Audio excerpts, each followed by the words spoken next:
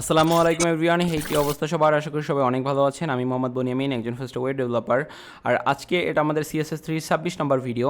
এই ভিডিওতে অ্যাকচুয়ালি আমরা ফ্লেক্সবক্স নিয়ে আলোচনা করব। এই জিনিসটা কিভাবে কাজ করে বা ইন ডিটেলস যে জিনিসটা আছে এটা আমরা আজকের এই ভিডিওতে সম্পূর্ণ আলোচনা করব। সো বেশি কথা না বাড়িয়ে আমরা আমাদের ভিডিওর মূল টপিকে চলে যাচ্ছি। বাই দ্য ওয়ে, ভিডিওর মূল টপিকে যাওয়ার পূর্বে বলে নিচ্ছি, যদি আপনারা আমাদের এই ভিডিওতে নতুন হয়ে থাকেন বা চ্যানেলে নতুন হয়ে থাকেন তাহলে অবশ্যই আমাদের HTML5 এর প্লেলিস্টটা দেখে দেন CSS3 দেখবেন, না হলে আপনি অনেক কিছুই মিস করবেন বা অনেক কিছুই বুঝবেন না। সো আমরা যদি গত ভিডিওর কোডগুলো দেখি, এগুলো হচ্ছে আমাদের গত ভিডিওর কোড। এই কোডগুলো হচ্ছে আমরা মুছে দিচ্ছি, এই কোডগুলো আমরা মুছে দিলাম, রাইট? এখন আগে দেখব হচ্ছে ফ্লেক্সবক্স কি আর হচ্ছে গ্রিড কি জিনিস। দেখেন, এইটা হচ্ছে আমার ফ্লেক্সবক্স। এটা কেন ফ্লেক্সবক্স আর এটা কেন গ্রিড? ফ্লেক্সবক্সে একটা জিনিস দেখবেন, হয় এটা একেবারে রো আকারে চলবে আর না হয় এটা কলাম আকারে চলবে। মানে দুইটার একটা, যে কোনো হয় রোতে চলবে আর না হয় কলামে চলবে। আর গ্রিডের ক্ষেত্রে হয় কি, গ্রিডটা হচ্ছে রোতেও চলে কলামেও চলে। মানে দুইটার মধ্যে পার্থক্য এতটুকুই। ফ্লেক্সবক্সের কাজ হচ্ছে এটা শুধুমাত্র আইদার একটা ডিরেকশনে চলবে, সেটা হবে রোতে অথবা কলামে। আর গ্রিডের হচ্ছে দুইটা ডিরেকশনই চলবে, সেটা হচ্ছে রো আর কলাম দুইটাতেই। আমরা যখন এটা কোডিং করে দেখব বা কোড করে দেখব তখন এটা ইজিলি বুঝতে পারবো। সো এটার জন্য আমরা আগে কোড করে দেখি, দেন এটা আস্তে আস্তে বোঝার চেষ্টা করি। সো প্রথমে আমার একটা কাজ হচ্ছে, আমি একটা ডিপ নিব। আচ্ছা, আমি একটা ডিপ ট্যাগ নিলাম। এটার একটা নাম দিলাম, ধরেন ক্লাস দিলাম এফ বক্স। ওকে, মানে ফ্লেক্স বক্স দিলাম, মানে বোঝার জন্য আর কি। সো এই ডিপটার ভিতরে আমি আর একটা কাজ করবো, আমি ডিভিশন নিব, এটার ডিপ ট্যাগ নিব, এটার নাম দিব হচ্ছে ধরেন ক্লাস দিয়ে বি অন, মানে বক্স অন। এখানে দিলাম ধরেন হচ্ছে বক্স অন, না বক্স অন, রাইট? এটাকে আমরা কপি করে নেই, প্রথম যে এটা আছে এটাকে আমরা কপি করে 1 2 3 4, মানে টোটাল 5টা হবে। বি অন, এটা হচ্ছে B2, আর এটা হচ্ছে B3, এটা হচ্ছে B4, এটা হচ্ছে B5, রাইট? কন্ট্রোল S দিয়ে সেভ করি। দেখেন আমার এখানে এটা চলে আসছে, right? B1 B2 B3 B5, আমরা টোটালি হচ্ছে 5টা এখানে বক্স নিয়েছি। সো আমার ফার্স্ট কাজ হচ্ছে, আমার এখানে ফ্লেক্স বক্সটাকে CSS গিয়ে কল করতে হবে। এই জন্য ডট দিয়ে এফ বক্স লিখলাম, এটার একটা ব্যাকগ্রাউন্ড কালার দিলাম, ধরেন ব্যাকগ্রাউন্ড কালার দিলাম হচ্ছে এই যে একুয়া আছে, একুয়া। কন্ট্রোল S দিয়ে সেভ করি, এটা চলে আসছে। এখানে আমরা একটা ফ্রন্ট সাইজ দিলাম, ধরেন এখানে এটার ভিতরে যে ফ্রন্ট সাইজটা আছে এটা দিলাম সাপোজ 30 পিক্সেল, রাইট? আমার এটা একটু বড় হয়ে গেছে, ডান। এখন আমার এটা কিন্তু একই কালার শো করতেছে। আমি চাচ্ছি এই যে বক্সগুলো আছে বক্সগুলোর ব্যাকগ্রাউন্ড কালারটা ভিন্ন হবে। এটার জন্য আমার একটা কাজ করতে হয়, আমি পরবর্তীতে যে এফ বক্সটাকে সিলেক্ট করে এখানে এই চিহ্নটা দিব, এটা হচ্ছে আপনার গ্রেটার দ্যান চিহ্ন। দেওয়ার পর আমি লিখবো হচ্ছে আমার এখানে কি নাম আছে। আমার এখানে কিন্তু এইগুলো ডিপ নামে আছে, মানে ডিভিশনটাকে ডিপ দেওয়া আছে। তো এটার জন্য আমি কি করব, ডিপটাকে নিব, নেওয়ার পর আমি এইটার ব্যাকগ্রাউন্ড যে কালারটা আছে এই ব্যাকগ্রাউন্ড কালারটাকে হচ্ছে গ্রে করে দেই, দেখতে হয়তো ভালো দেখাবে। এর মানে হচ্ছে আমার কিন্তু টোটালটা গ্রে হয়ে গেছে। আমার কিন্তু এইখানের যে এফ বক্স, মানে আমার প্রথম যে ডিভিশনটা আছে ওইটার কালার কিন্তু ছিল একুয়া, এই কালারটা ছিল। বাট আমি যখন এই ফ্লেক্স দিয়ে আমি যখন গ্রেটার দ্যান দিয়ে ডিভিশনটা নিয়েছি, মানে এই ডিপটাকে নিয়েছি, এই 5টা ডিপটাকে নিয়েছি, এই 5টা ডিপের কালার কিন্তু গ্রে হয়ে গেছে, যে কারণে ওই কালারটা হচ্ছে আমার টোটালি ব্লক হয়ে গেছে, দেখাচ্ছে না। এইটা দেখানোর জন্য আমরা এইখানে যেটা আছে প্রথম যে এফ বক্স আছে এইটার ডিসপ্লেটাকে ফ্লেক্স করে দিব, এটার ডিসপ্লেটাকে ফ্লেক্স করে দিলাম। কন্ট্রোল S দিয়ে সেভ করি। দেখেন এইটার ডিসপ্লেটা যখন ফ্লেক্স হয়ে গেছে তখন কিন্তু এখানে একুয়া কালারটা আছে, আর এইখানের যে জিনিসটা আছে এইটাকে কিন্তু গ্রে কালার আছে। বাট এইটা যে এক একটা ইন্ডিভিজুয়াল পার্ট বা ভিন্ন ভিন্ন পার্ট, এইটা কিন্তু বোঝা যাচ্ছে না, রাইট? এটা বোঝার জন্য আমাদের আর একটা প্রপার্টি নিতে হবে। এটা করার জন্য আমরা এই যে ফ্লেক্স ডিপটা আছে এখানে আমাদের যে মার্জিনটা আছে এই মার্জিনটাকে ধরেন 5 পিক্সেল করে দিলাম, রাইট, এটা কিন্তু আলাদা হয়ে গেছে। এখন আমার যে এটার প্যাডিং আছে, প্যাডিংটাকেও 5 পিক্সেল আমি করে দিলাম, দেখেন, সরি 5 পিক্সেল করে দিলাম। এটার প্যাডিংটাও আমার হচ্ছে 5 পিক্সেল হয়ে গেছে। বাট আচ্ছা, এটাকে আমি একটু ছোটো করে নিই। এটা আমার এটা 100 পিক্সেল করে নিই। আমার যে প্যাডিংটা আছে, আমি এটার প্যাডিংটাকেও 5 পিক্সেল করে নিলাম। আর এটা উইথ যেটা আছে, উইথটাকে আমি 100 পিক্সেল করে দিই। উইথ দিয়ে দেওয়ার পর আমার কিন্তু এটা একটা মোটামুটি সাইজে বা রিসাইজে চলে আসছে।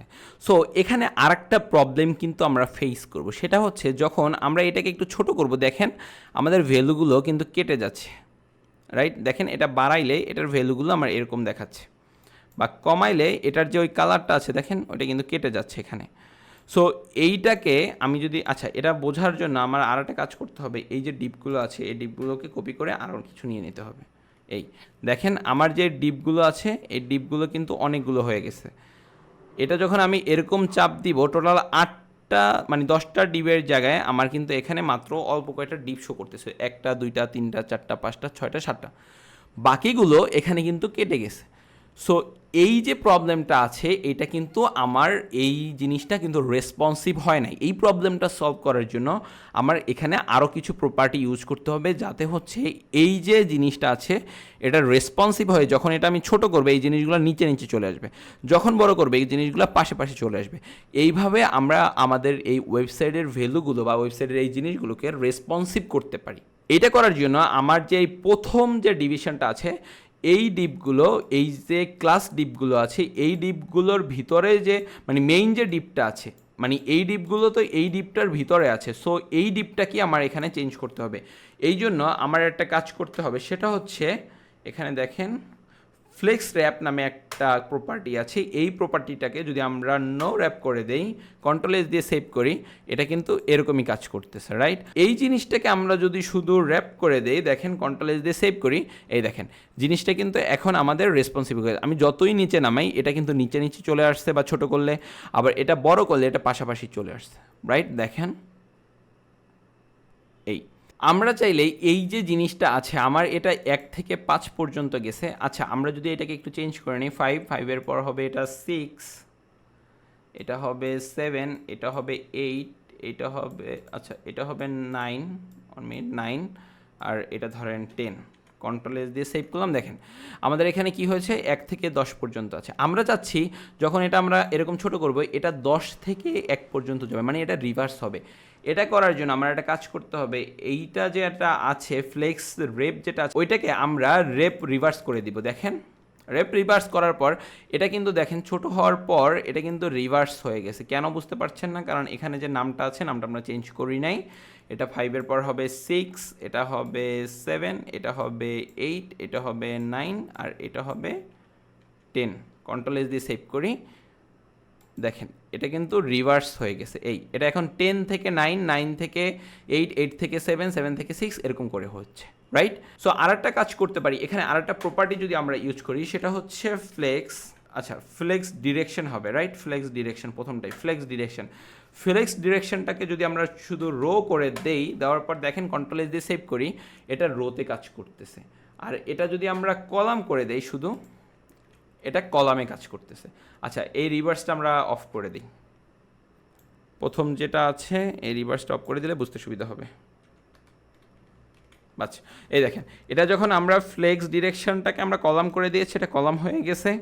আবার এই ফ্লেক্স ডিরেকশনটাকে যদি আমরা রো করে দিই এটা রোতে হয়ে যাবে, রাইট।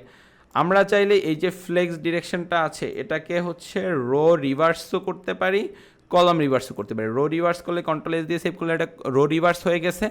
আবার এটাকে যদি আমরা কলাম দেই, কলাম দিয়ে কলাম রিভার্স করি, এটা হচ্ছে কলাম দিয়ে রিভার্স হচ্ছে। দেখেন 10, 9, 8, 7, 6, 5, 4, 3, 2, 1, এটা আমার হচ্ছে কলাম রিভার্স হচ্ছে। তার মানে ফ্লেক্স ডিরেকশনটাকে আমি কলাম রিভার্স করে দিলে এটা কলামে রিভার্স হবে, আর রো রিভার্স করে দিলে এটা রোতে রিভার্স হবে। আমরা চাইলে আমাদের এই যে ফ্লেক্স র্যাপ আর হচ্ছে ফ্লেক্স ডিরেকশন এটা 2 লাইনে না করে আমরা এটা 1 লাইনে করতে পারি।